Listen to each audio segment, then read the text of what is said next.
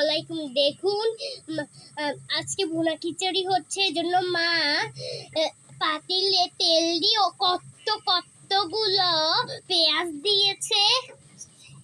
পেঁয়াজটা যখন বাদামি কালার হয়ে গেলে বাদামি কালার হওয়ার কারণে মা এখন আদা বাটা দিয়ে দিচ্ছে। তারপরে রসুন বাটা গরম মশলা বাটা দিচ্ছে, ধনিয়ার গুঁড়া দিচ্ছে, এখন মাংসের মশলা, এখন মরিচের গুঁড়া দিচ্ছে, এখন হলুদ দিচ্ছে। এখন আমার আম্মু প্রথম ডাল মটর দিচ্ছে, এখন দিচ্ছে খেসারির ডাল, এখন দিচ্ছে মুগ ডাল।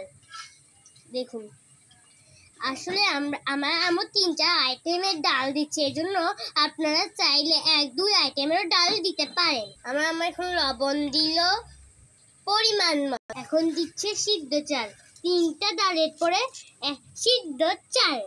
এখন আমার আম্মু লাড়া দিচ্ছে। দেখুন এগুলো এখন আগের কালার কিরকম ছিল এবং এখনের কালারটা কিরকম মিলিয়ে আপনারা দেখুন। 5 মিনিট আমার আম্মু ভুনা করেছে। তারপরে এখন আমার আম্মু পানিটা দেবে, গরম পানি।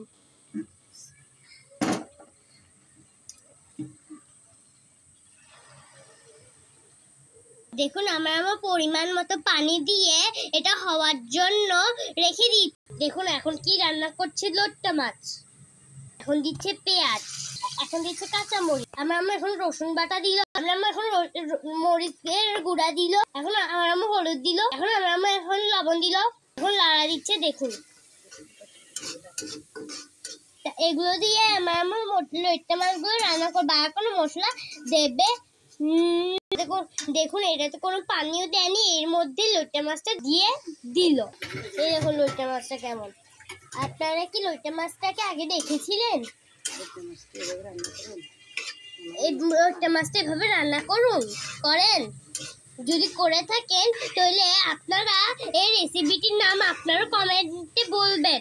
5 মিনিট সময় দিলাম। দেখুন খিচুড়িতে এখন মরিচ দিচ্ছে, কাঁচামরিচ লাড়া দিচ্ছে। দেখুন ফুটছে। এখন দেখুন এটাও এখন লাড়া দিবে। দেখুন এটা কিভাবে লাড়া দিবে,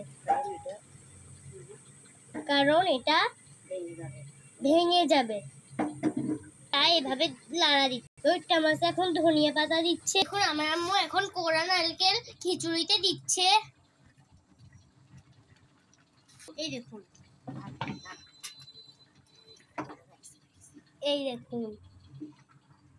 এবার লাড়া দিচ্ছে। দেখুন লোট্টা মাছটা কেমন দেখতে হয়েছে।